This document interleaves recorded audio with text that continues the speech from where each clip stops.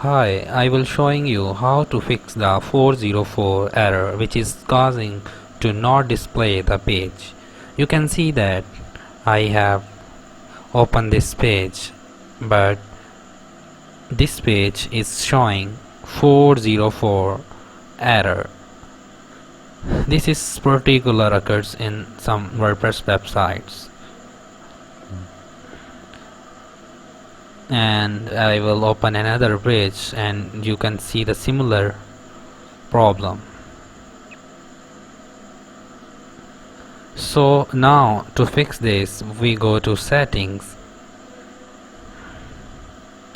In setting you go to permalinks, and here you can see there are lots of options, but you do not need to tick any options, just remains the same. You have to just go to save changes and again save this, and now you will see the magic what happens. Now I will go to the similar site and open the page, and now you can see the magic.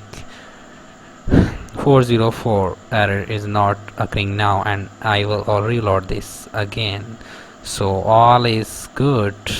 Thank you to watching this. Bye, take care.